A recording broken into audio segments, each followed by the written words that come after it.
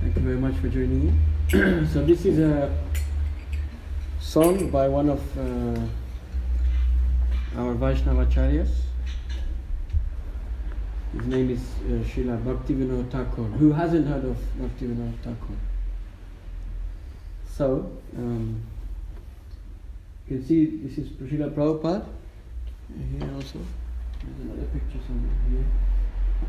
So he is the founder of the Hare Krishna movement in the West. He founded the society called International Society for Krishna Consciousness. So he comes from a line of disciplic succession, a line of guru to disciple, coming back directly from Krishna himself. So within this line, Bhaktivinoda Thakur from Srila Prabhupada is 3 more generations above. I believe he was born maybe in the 1830s, perhaps. No, 1810s. You know how old he lived? For like 70. It's probably around like the 1820s. He passed away around in the 1890s. And Srila Prabhupada was born in 1896. So around the time that Srila Prabhupada was born, then Bhaktivinoda Thakur left his body. Srila Prabhupada's guru was a guru called Bhaktisiddhanta. He has a longer name, Srila Bhaktisiddhanta Saraswati Thakur. And his father was Bhaktivinoda Thakur. And in between Bhaktivinoda Thakur and his son was initiated by another guru also called Gaur Kishore Das Babaji. So Bhaktivinoda Thakur, he's a very important acharya. All acharyas are important, but especially for us because we live in this modern world, Bhaktivinoda Thakur, his life, one of his main teachings was how to be in this world but not of this world. In other words, he had a very large position, a very big position in society. He was a magistrate in the British courts in India, in Calcutta. Calcutta was one of the most prominent cities in India at that time. And he was a magistrate in the court. And he was such an influential magistrate, the British, they even built a railway line to his village, so he could get the railway every day to come into the Calcutta city. And he was very wealthy, he had many sons. I forget how many, probably about 10, right? No. Does anyone know? I believe he had around 10 sons. And he had a very nice wife as well, also very intelligent, and both of them were very, very good devotees. And he made all of his children devotees as well.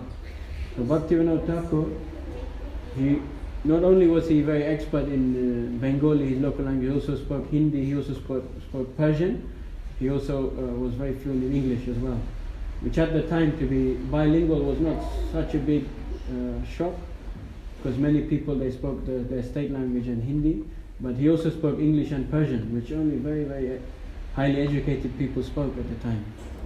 Nowadays they have much more, schooling is much more widely available.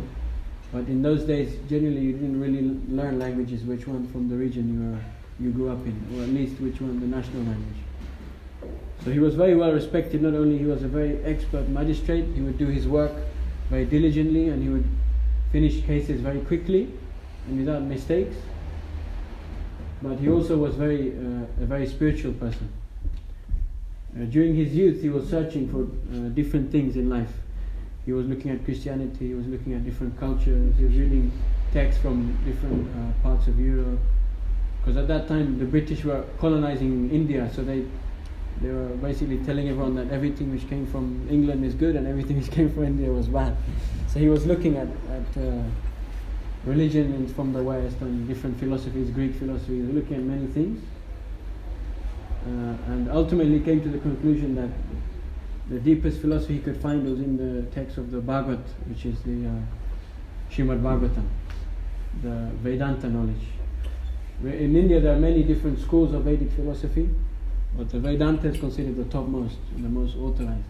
So from studying many different cultures, he came to the conclusion that this was what he wanted to dedicate himself to. So he started to follow a more strict spiritual life, he started to chant regularly and take up the process of devotional service. And he wrote many books, many spiritual books. A lot of them were songs, like song books. We call them bhajans. Bhajan means like songs of worship. or songs of praise. So this is from one of his songbooks called Kalyana Kalpataru, which is in Bengali. Are you from Bengali? So no one probably understood most of the song, but I'll read the translation in a bit. So this songbook was called Kalyana Kalpataru, which means the desire tree of auspiciousness. And it's one of his most famous songbooks, and it's not short either. It's got many songs. I don't know how many. Probably like around 30. 19, 24, 29, 33, 38, 40, 50, 54, 62 songs. Wow.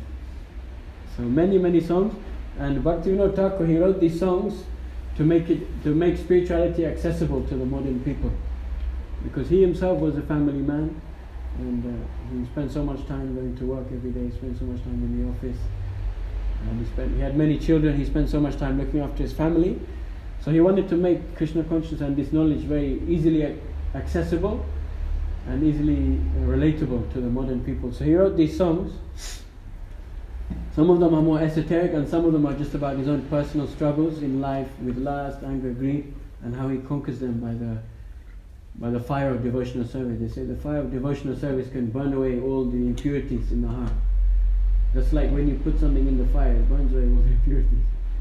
Like if you have metal, when you put it in the fire, it becomes red hot like the fire. So in the same way, any negative things we have in our life, when we engage them in devotional service, all the negativity gets burnt away. So he wrote these songs to make it easy for people in his region. Bengal at that time was very rural. Apart from Calcutta, there weren't too many big cities. Navadvip also was a big city where he lived very near to. And many of the people there, they weren't very highly educated. So he wrote these songs in simple Bengali, in a simple language, but explaining the basic philosophy. And even if you go to some villages now in either West Bengal, which is in India, or East Bengal, which is Bangladesh, in the traditional more villages, many of them, they still sing these songs today, either by him or by another acharya also called Narottam Das. So this particular songbook is described to be like a tree. And this tree has three branches. One is spiritual advice, the other is attainment of realization, and the other one is overflowing spiritual emotion, or upadesh. So this is referring to the three stages in spiritual life, which is Sambandha, Vedaya and Prayojana. Sambandha means that we develop the relationship, understanding the relationship between the individual soul and the Supreme Soul, the relation between us and this world, between us and the material energy and the spiritual energy. And then Abhidaya is the process how to bridge that gap. That's like when you want to build a bridge, first you have to establish where you want to start the bridge and where you want to end the bridge, right? Otherwise you can't really do anything, can you? So Sambandha is like that, it's establishing the relationship. And Abhidaya is like when you're constructing the bridge, so you're bridging the gap between the conditioned self and the spiritual Supreme. And then Prayojana is the surrender. In other words, when you actually take to that process and apply it and get the realization from it. So that's the ultimate goal. That's the final stage. So this tree is like that. So this particular one comes in the first branch, which is Upadesh, which means instructions. So we can read the translation. The first verse, Ruper Gaurava Keno Bhai, Anitya Ekale Bhai, Kabu Nahi Stiratan, Samane Aile Kichu Nai Eyanga Sitala Hove, Ankis Panda Hina Rove, Chitar Agune Hoy Bechai. So this is Bengali. So the UN, they did a survey based on different languages, which are the easiest to learn, which are the most difficult, which sound like this, which sound like that, and they said that Bengali was the sweetest sounding of all the languages in the world. Interesting.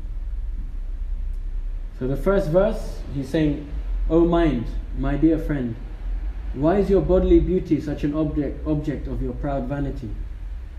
This body is temporary, and there is no certainty whatsoever of permanence. After Yamaraj has paid his visit and taken your soul away, this body will then become cold. The eyes will remain motionless, and in the fiery funeral pyre, it will simply turn to ashes. So this is part of the Sambandha, part of the songbook. In other words, first he's trying to teach himself. Well, when he writes these songs, he's saying in such a way he's addressing himself and his mind. But actually he's already realized this knowledge, but he's presenting it for us to understand. So the beauty of the Acharyas is, even though they are very elevated and they are liberated souls, they speak and act in such a way that it makes them seem as if they're not. In that way we can relate to them. Just like Srila Prabhupada, he also had a job, he also had a car, family, he was making money, he was working very hard. But actually from birth he was always on the liberated platform, he was always Krishna conscious. And you can see that by his later activities. So the Acharyas, if ever all of the saints and sages, they have such a very lofty life, very far off life, living in caves, meditating all day, then how can we relate to them, you know? If someone prescribes like bhakti yoga, they will say, but how, you know, all the people doing bhakti yoga, they're very, you know, they have a very different lifestyle to us, so how can we apply such a process to our own life? So therefore Bhaktivinoda Thakur is giving this example in order to us to relate to him. So in this first verse he's describing the nature of the body. Spiritual life has two parts. One is the jnana. There's two results from spiritual life. One is jnana and vairagya. Jnana means knowledge and vairagya means renunciation from materialism. So without knowledge it's very hard to become renounced, and it's very hard to apply spiritual life. So therefore he's teaching us this knowledge that this body which we are so attached to, we look in the mirror, we think, oh, look how nice I look today. We're proud of, you know, the country we come from, we're proud of our hair, we're proud of so many things. But he's saying, actually, what is there to be proud of in this material body? He's saying to his mind, oh mind, my dear friend, why is your bodily beauty such an object of your proud vanity? Because the body is temporary, he's saying. And there is no certainty of permanence. So in other words, we're investing so much time and energy in something which is very fickle. So actually we should focus more on our own spiritual life rather than external things. He's saying once Yamaraj comes and takes your soul away from the body, then it will just become a cold lump. So something we're so attached to, when we leave the body, it's just a cold lump, you know. In this, when we're in the body, then people love it so much, they want to come visit us, they want to come see us, they want to spend time with us. Maybe someone will pay our ticket, invite us somewhere. But once we've left the body, no one wants to have anything to do with our cold lump. You know, people, they sponsor you to come here and there, they invite you to their house, but when you have a cold lump, you have to pay for them to take it away to the crematorium. So this Bhaktivinoda Thakur is using this knowledge to help remind himself that we are not the body, we are the soul. The second verse. Jai Sondarya Hero Darpanete Niranta Swasiba Hoibe Bhojana Je Bostre Adar Koro Jeba Abaran Para Kota Saba Rohibe Takan. Mind, you repeatedly behold the lovely handsomeness of this face, which is your favorite object of constant vanity. It will simply become delicious food for dogs and jackals. At that time, where will you keep all the decorative ornaments and valuable clothes which you appreciate with such high esteem? So once again in this verse, he's very heavily smashing on this point that why am I attached to this body? Even though he was a very rich man, very famous person in this state, all of that wealth, all of that fame, all of that reputation, it comes with the body and goes with the body. Once you leave the body, you no longer take any of that with you. So why do we feel proud, you know? Sometimes you meet someone very rich and you try to speak with them about their life. Oh, you know, when I was 17, I finished my university degree at age 17. And by age 21, I got a doctorate. And then I started my first business at this age, and I earned this much within the first year. They feel so proud. But the Bhaktivinoda Thakur is explaining here that why am I so proud of all of these things? They're simply things pertaining to the body. And at any second this body may leave. I may leave this body. So actually these things which I'm investing so much pride in, so much prestige in, it's actually all illusion. Just like if I give someone a gift and I say, this is a gift for you, but you can only keep it for half a second. Is it really a gift and I take it back? No, right? Do you own the gift that I gave you for half a second? So in the material world, time is an illusion actually. In the spiritual world, there is no idea of time, but here we measure. Why? Because there has a plundering effect of time. Because of change, therefore we can measure time. Therefore we have minutes and seconds and hours and years. But actually, if something is actually ours, if something belongs to us, then it belongs to us in all three phases of time. Just like if you say, this is the present moment, that's what moment's already gone. That was already 10 seconds ago. So when is the present? And if you speak about the future, it's like, I'll give you a gift in 1 minute. And then you wait 5 seconds, I'll give you a gift in 1 minute. 1 minute still coming, 1 minute. So you can be waiting 1 minute for eternity, right? And the same thing with the past. Whatever is gone, is gone.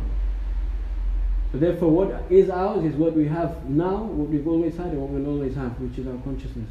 Because we are the consciousness. The soul is the seat of consciousness. So the material body actually is, anything pertaining to it is also temporary, is also illusion. In Buddhism they describe illusion as something which doesn't exist, but in Vedic philosophy it's described as something which exists but is temporary.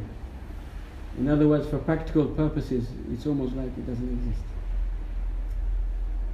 So he's saying that this body will become delicious food for dogs and jackals. So such a big person, very rich, very well known, very famous, he has a big family, he has big real estate, but he's saying that why am I attached to all of these things? All of these things are in relation with my body, and when I leave my body, even the dogs and jackals may eat it. Or in the modern sense, I'll get buried in Canterbury crematorium. I'll get buried down the road. Yeah? They say the body generally ends up either in three things, either in ash, stool, or earth. So either you get burned, or you get buried, or you get eaten by some vultures. So something which we spend so much time to worship, to look after, is actually at the same time temporary. Then in the third verse, Daras Sutta bandhu sabe smashane tomare loge dagda kori grete asibe tume kar ke tomar e bhuji dekho sab deho nash abhayas gatibe. Your beloved wife, sons and friends will take you to the crematorium after burning you, and they will simply return back to their homes. You belong to whom? And whom belongs to you?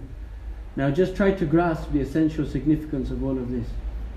That is, the destruction of this temporary body will definitely come to pass. So the third verse again is emphasizing this point again. That we have so many relationships in this world, but at the time of death, you will get dropped off at the crematorium, and then everyone will go home. And what will be happen to you? Unless we know that we're the soul, it becomes a very negative and a very sad thing, no? One philosopher, he describes death as the ultimate failure to perpetuate relationships. That's how he describes death. In other words, at the time of death, all our family, friendships, business relationships, social relationships, all are cut. So what is the positive thing behind this? The positive thing is that actually we're not the body, we're the soul. And the soul is eternal. So whatever relationships you make on the spiritual platform, then you maintain those. But whatever relationships you make based on the body, then they end when the body ends. The soul doesn't end, therefore relationships you make on the platform of the soul, they don't end. The fourth verse. Sunitya sambala chao hariguna sadagao harinama japaha sadai kutarka chariya mon koro Krishna aradhan binoder ashray tahai. My dear mind, if you really want the eternal auspicious way of life, then just sing aloud the glories of the Lord always and everywhere. Also one should certainly chant Harinam Japa at all times. Abandoning all useless arguments, dear mind, just worship Krishna, for such worship is certainly the only shelter of Bhaktivinoda. So the first 3 verses, they're emphasizing a few points. One is that how the mind has so much attachment, so much pride, and it has so much illusions. We have so much attachments based on the mind. The mind has 2 main activities, 3: thinking, feeling, and willing. So we think about different objects of the material world, different relationships, different desires we have, and from that we have so much expectation. Just like my phone is kind of broken, so I'm going to get a new phone. So now I'm thinking about the new phone, and then I'm feeling, oh, maybe if I get a new phone, it has a nice camera, I can take better pictures, or it has a better video camera, I can make nice videos. It won't be so slow. And then willing. Once you have attachment, then you desire to execute that thing. So Bhaktivinoda Thakur is explaining in this song that why do you have so much vanity for all of these things? Why do you have attachment for these things? Because anyway, you have a phone today and then you drop it and tomorrow it's gone. So he's saying that actually I should take shelter of something which doesn't create disappointment. In other words, take shelter in the spiritual energy. Because the material energy is always changing. So just like if you put you have a table and you put loads of books on it, but the table doesn't have very stable legs, then it's very risky. Any second the table can fall. Or you put some beautiful, expensive glass sculptures or something. It's like I just came from Florida yesterday, the day before, yesterday, and I went to one friend's house. He's around 50 years old, and he makes kind of glass sculptures which you stick on the wall, and they have water fountains inside of them. And each glass sculpture he sells for around $3,000 to $5,000. Takes him about 1 week to make them, and he sells them for about $3,000 or $5,000, including installation. So imagine such a nice thing, you put it on the table, you just spent $3,000, but then you didn't check the table doesn't have very stable legs, and then the table collapses, boom, and $3,000 smashed. So in the same way, investments in the material world are like that. Because the material foundation is shaky, because it's always changing, therefore when you make investments on such a platform, then your investment itself is at any second can be lost. So Bhaktivinoda Thakur in the last verse, then he's saying, my dear mind, if you really want the eternal auspicious way of life, then just sing aloud the glories of the Lord, always and everywhere. So instead of the mind singing, the activity is the same. Whether you're on the material platform or spiritual platform, just like in the first verse, his mind is singing glories about himself. That you're a very attractive person, you have so much opulence, you have such a position in the material world. So the mind will always sing the glories about someone. But if the mind sings the glories about Krishna, then that's eternally. Those are eternal glories. The glories in this world, they come and go. Just like the changing of the seasons. So Bhaktivinoda Thakur is saying that this glorification process, instead of always putting it towards me, better put it towards the Supreme. He said Krishna has the 6 opulences in full. Aishwaryasya, Samagrasya, Viryasya, Yashasya, Sriya, Jnana, Vairagya. He has all beauty. Aishwaryasya, Samagrasya. Samagrasya means incomplete. Viryasya, Krishna has all strength in full. Yashasya, he has all influence or fame.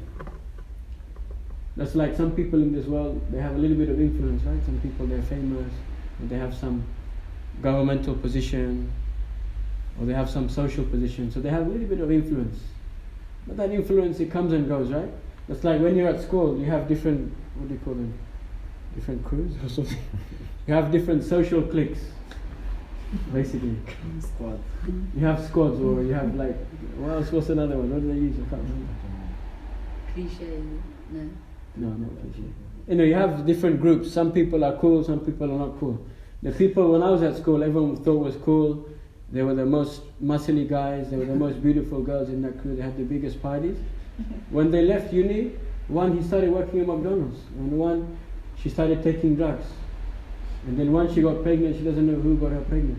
The same people who we think are the coolest people, then they're struggling in life so much afterwards. So they had so much fame, they thought we were very big people. They're always walking through the corridors very proud, we're the cool crew, you know. And then afterwards, many of them, they're struggling to pay the bills. Whereas some of the other people, who everyone thought, oh, he's a loser, he's never going to do anything in life.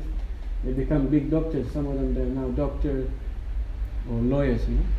So what we think in the material world is fame, glory, these things are all changing every second. But in Krishna, these things are eternal. Aishwaryasya, Viryasya, Yashashashriya, Jnana. Krishna has all knowledge incomplete. We only have a very little understanding of this world. That's why we suffer so much, due to ignorance. They say the primary cause of suffering in the material world is ignorance. But Krishna has all knowledge and full, Jnana, Vairagya. And at the same time he has all of these qualities, but he's not attached. Vairagya means without attachment, Vairagya. Renunciation. It's like Bhaktivinoda Thakur, he's chastising himself in the first verse of this song. That why do you have so much pride and vanity? You know? He has so much knowledge, he knows all of these things are not so useful, are not the main things in life, but at the same time he's taking them so seriously. Why? Because we feel like that because we have ignorance. We haven't realized actually what is the real things of value in life. Jnana, Vairagya. And beauty. Well, did I say beauty or wealth? And Krishna has all wealth, because everything belongs to Krishna. One of the names of Krishna is Hare. Does anyone know what Hare means? Apart from you and you? Anybody else know? Yeah? Like a thief. Yeah, thief. It literally means one who takes away. So I was telling someone this when I was in Florida actually. I was telling my friends. Yeah, one of the names of Krishna is Hare. Hare means one who takes away. So if you think you're a big thief, Krishna is the biggest thief. And then you're saying, no, but God, why does he take things away? That's not very nice, you know? It's like I give you a chocolate and I take it away. It's not very nice, right? So apart from you two, can anyone else, and maybe you, can anyone else say why would Krishna be called Hare? He takes everything away. Takes our body away. Huh? Takes our body away. Takes our body away, yeah.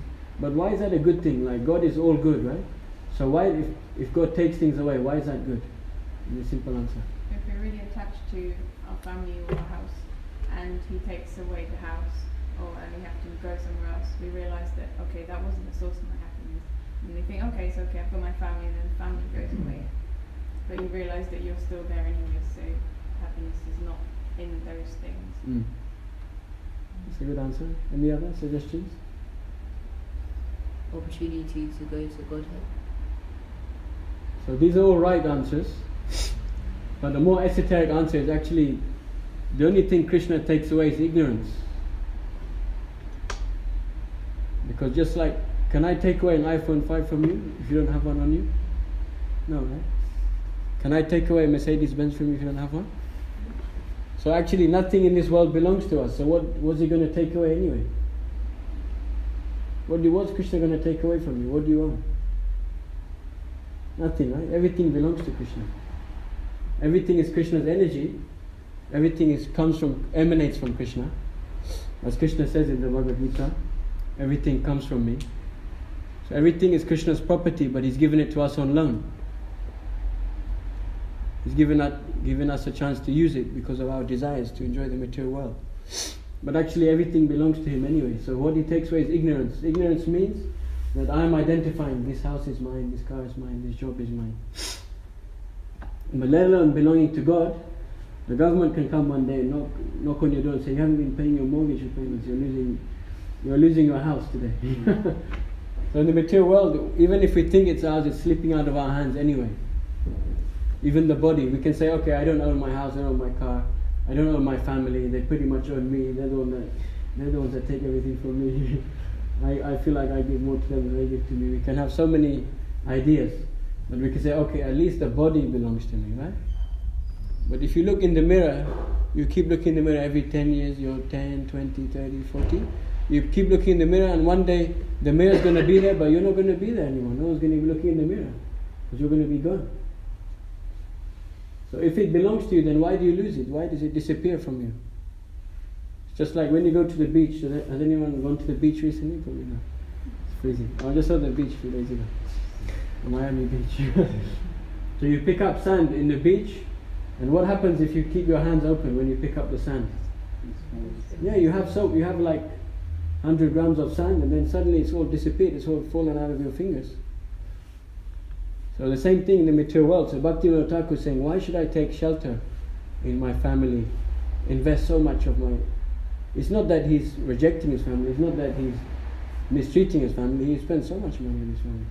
He had such a big house, even he took them many places. But what he's trying to say here, he's trying to say that why am I investing my happiness on these things? I should invest my happiness on the spiritual platform.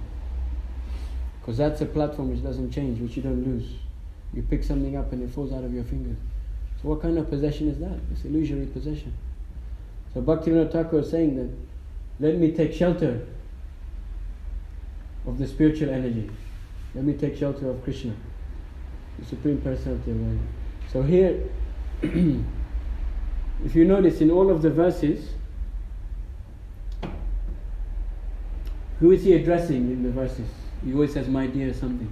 Does anyone remember? Mind. My dear mind. So why? Because these are all concepts which he has in the mind. In the intelligence he knows what the philosophy is. We can see the distinction between the mind and the intelligence. According to Bhagavad Gita, there are different levels which we experience through. We have the gross material world, the gross elements, and above those is the senses, right? The senses are experiencing this wood. This wood is dead matter, but the senses are experiencing the wood, right? But what is experiencing the senses is the mind. And what is experiencing the mind is the intelligence. That's like I can touch the wood, but if I never knew what it is, the mind will give me some feeling. Okay, the mind is thinking, feeling, willing. So then the mind will give you some feeling. Okay, it feels a bit like it's kind of hard, but it's not too hard like metal, and it's not too hard like rock. And then it starts analyzing. Then it sends that to the intelligence. And if the intelligence knows what it is, then the function of the intelligence is accepting and rejecting. So the mind will present, okay, is it plastic? And then the mind will say, the intelligence will say, no. And then it will say, is it cork or something? Then it will say, no. Okay, is it brick? Okay, no. Then the intelligence will say, then the mind will say, is it wood? And then the intelligence will say, okay, yes, it's wood. And beyond the intelligence is the soul. Is the false ego and then the soul. So Bhaktivinoda Thakur here, he knows all of these things. Everyone knows that this kind of philosophy is not like it's so far off, it's hard to understand. It's kind of fairly like self-explanatory, right? So he's addressing to the mind that even though I know what is good and bad, still I can't really apply it properly in my life. I still have all these attachments for all of these temporary things. So therefore, in order to conquer the mind is very hard to conquer, right? That's why he keeps addressing his mind. He's preaching to his mind, you know. Why do you have so much investment in pride, in position? Why are you so attached to your family? Once they graduate, they'll leave you and they may only call you, once every few months. In those days, there weren't phones, so they probably hardly hear from your children. Right? So imagine if they move out, you may not see them for a long time. He's investing so much happiness. When they go, he'll feel so sad. So he's saying that, all of these things, they're changing, Today we live together, in 2 years everyone's going to be living separately. Or today I have this house, but tomorrow I'll be living somewhere else. So he's saying that, why am I so attached to these things? So therefore he's telling his mind, okay, forget all of this stuff. And if you really want the eternal auspicious way of life, then just sing aloud the glories of the Lord always and everywhere. One should certainly chant Harinam Japa at all times. So Harinam Japa means chanting mantras. So does anyone know what the word, apart from people who obviously know what the word mantra means? Anyone? Any idea? Do you know? You should know. No? The etymology of the word mantra means mana or manasa. Manasa means mind. And tra means trayate or to free. Hello? So trayate means to free or deliver or to liberate. So we chant mantras in order to liberate the mind from these kind of negative things in life, these negative illusions and these negative feelings, negative understandings of the material world. So he's saying that, please mind, please always chant these mantras, please chant these holy names. Abandoning useless arguments, just worship Krishna, for such worship is certainly the only shelter of Bhaktivinoda.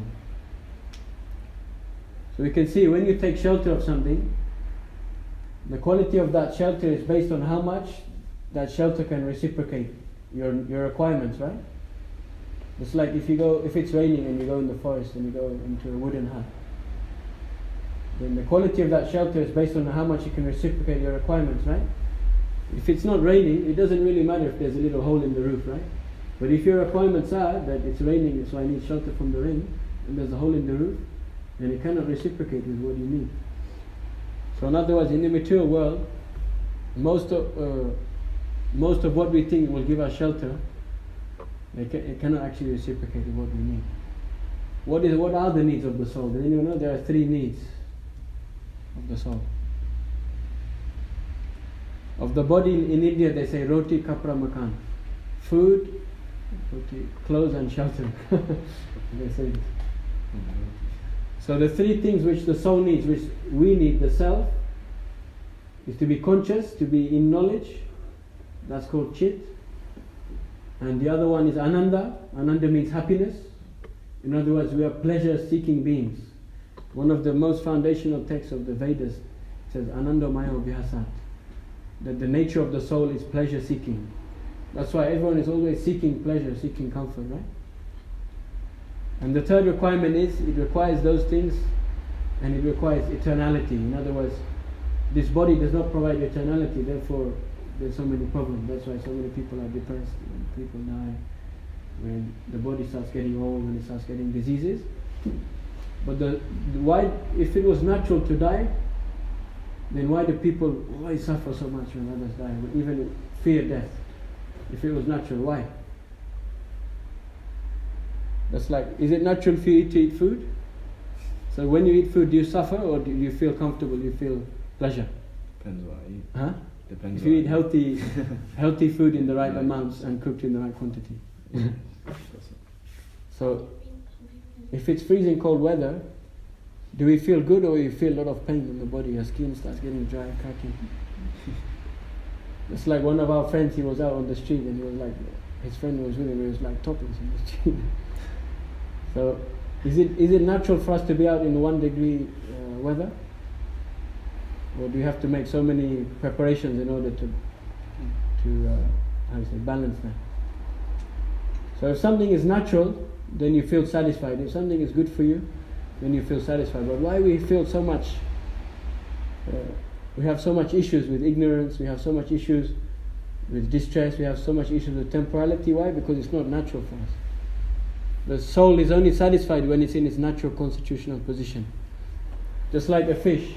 If you take the fish out of water and you give it a PlayStation 4, you give it Red Dead Redemption 2, you give it EastEnders or Coronation Street, whichever you prefer. I mean, do they still even make them? I don't even know. They probably do. Or you can give the fish a Coca-Cola. Will he be happy on the shore? What do you think? Huh? He might do, isn't it? Yeah. He'll give it a try, can't he? They're quite pleasurable things to me. Yeah? But really the answer is no, actually. The fish, he'll only be actually happy when he's in the water. Why? Because if he's out of the water, then he won't be able to live. So in the same way, the soul is satisfied when it has these 3 qualities without any blockage, without any stoppage.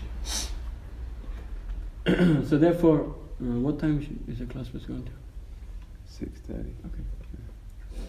So therefore, Bhaktivinoda Thakur, he's giving Sambandha, Abhidaya, Prajna, even in this song, even though this is only actually Sambandha, which means establishing the relationship between matter and spirit, the soul and super soul, between the different energies in this world. But even in this song, it starts off very self-critical, right? And then he ends it saying, okay, my dear mind, these are all the problems, and now this is the solution. So We can try the solution in a few minutes, or maybe now. It depends if there are any questions or comments or protests. Any questions? If not, we can do Kirtan. At 6:30. Now it's 6:30. Last chance for questions. Okay.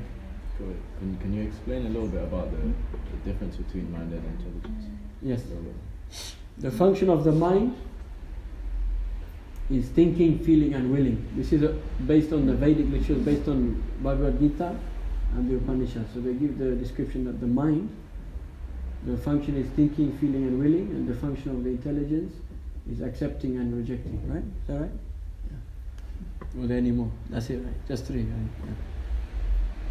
So the mind has these three natures: contemplating something, and then having some expectational psychology. In other words, when we see what is available with the purview of our senses, what can we enjoy in this world, then we develop a little bit some attachment, we start expecting something, we start planning for something, right? Just like when you go on holiday, it first starts with some kind of thoughts about it, right? Like, okay, I've got some annual leave coming up. How much do people get in England annual leave? Like 6 weeks or something? Yeah, if you're lucky. I have no idea because I have the whole year's annual leave.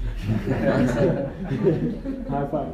I think they get 28 days. Something I like mean, that. the average Something is like appalling. 28 Yeah, days. something It's like really like the rest of the world. Yeah. The modern work life is horrible. So we start thinking, okay, I have some annual leave, and then we start thinking, okay, I'm going to go on holiday, and where am I going to go? I'm going to go to Barbados. Beautiful tropical islands. I can drink coconut water fresh from coconuts and have lots of fruits and swim on the beach every day, as long as there aren't any hurricanes coming. As long as the crime rate hasn't gone up since the last time I went. So we start planning, right? Thinking, feeling and willing, and once we have enough attachment, then we'll execute that plan. So this is the nature of the mind. And the mind, what does it do? It makes some kind of plan, some feeling, and then it checks it with the intelligence. And then the intelligence either accepts or rejects. Is it good or bad, right? Like your mind will tell you, you're in the middle of a class and your mind is saying, oh, I need to go for a fag. And then your intelligence tells you, no, you're in the middle of a class, at least wait till the end of the class. When you're at school and you really want to just shout at the teacher because it's really annoying you, but your intelligence tells you, no. If you do that, you're just going to go in detention and it's going to be pointless. So, the mind and intelligence and false ego, they compose the subtle body.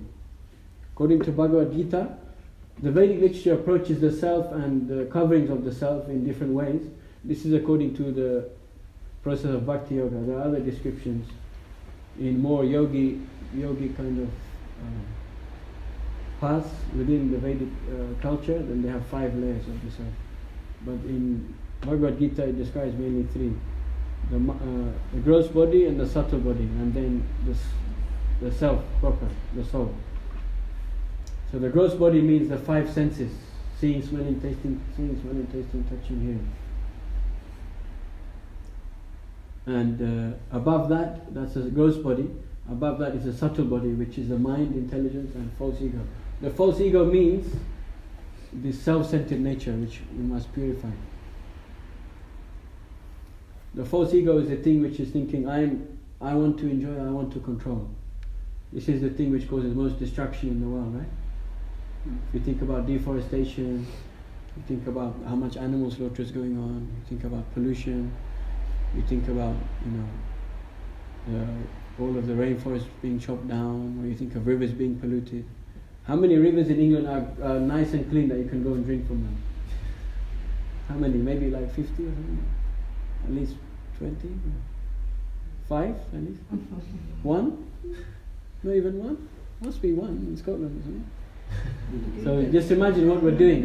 In Vedic culture, the river, if you spit in the river, it's considered, the whole town, they will frown at you and they will reject you if you spit in the river. We're seeing it as a holy thing, because the river is what sustains life. The river, if you're living in, on the land, you need water to survive. But now what do? We flush our toilet and it goes out in the River Thames or something. I don't actually know, maybe. Or what's the river near here? Stour. Yeah, Stour, whatever. So, why did I get on this point? I can't remember. Oh yeah, so the mind and the intelligence. How did I get on this point? I have no idea. You went through the elements. Oh yeah. Reaching the false ego. Oh yeah, so the false ego is always thinking I'm the controller and I'm the enjoyer. So when we act on this premise, then the only thing we see is destruction and sadness. But when we see that we are here to give others pleasure and others enjoyment, then actually that's the spiritual platform. And as I said earlier, the shelter you get is based on the satisfaction in the shelter you get is based on the reciprocation that He can give you. So in other words, if you serve Krishna, if you serve God, and you give pleasure to God, then you get the ultimate, highest shelter. Because everyone else is very limited, so you only get a limited quantity of reciprocation. But because God is unlimited, therefore you get unlimited level of reciprocation. Therefore the highest service and the highest love is love to God, the unlimited person. So these are the two aspects, mind and intelligence. So Bhagavad Gita is not saying that simply you should just accept the mind and intelligence just like blindly, but you can experience it. Just like I gave the example how you're experiencing the wood and how each different level is seeing above that.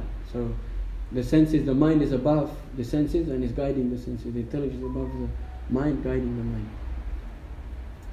Another way which is given is just like the self experiences three states: Jagrat, Swapnam and Sushupti. Jagrat means the awakened state, and Swapna means dreaming state, and Sushupti means, I can't remember.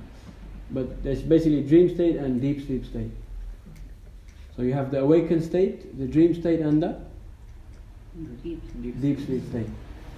So during the awakened state, our senses are active, our mind is active, our intelligence is active, and our consciousness is always active. Consciousness is never dies. It's covered over, just like a window can have some fog on it, but the light still comes through. So in the awakened state, we experience all of these things as active. But during the dream state, then what becomes inactive? The senses, the mind, or the intelligence? It doesn't die, but what becomes inactive? The senses. So in other words, when you're sleeping, then you're no longer using your senses. But they're still working, they're not destroyed, they're not dead. That's like sometimes if there's a fire, they may smell them. You can still hear things in the dream. But in other words, you're not using them at that time, they're inactive. And then in the deep sleep state, then what else goes in the inactive state, or the sleeping state? The mind and the intelligence as well. So we can experience that the gross body, when we're in the dream state, then we're already becoming disconnected from that, we're already becoming detached from that. And in the dream state, we're attaching to some other body. It's like, has anyone had a dream and they can fly in their dream? Or has anyone had a dream and they get attacked but they wake up and they're completely fine? So we can see that what we're experiencing in the dream state is not the gross body, we're experiencing another body. In the dream, sometimes you're like jumping off Mount Everest and you're like flying in the air. But in the deep sleep state, also the mind and intelligence they're also inactive. So then the soul is also detaching from those things. So this is another practical way how we can understand the difference between the senses, mind, intelligence, false ego. When you're in deep sleep, you wake up and you say, wow, that was a nice sleep, I really had a good rest. But when you're in deep sleep, though, who is experiencing? That means the consciousness is always there. Otherwise, who is the I that had a nice rest? So, any other questions? Or comments or something? So thank you very much. And now it's time for rock and roll.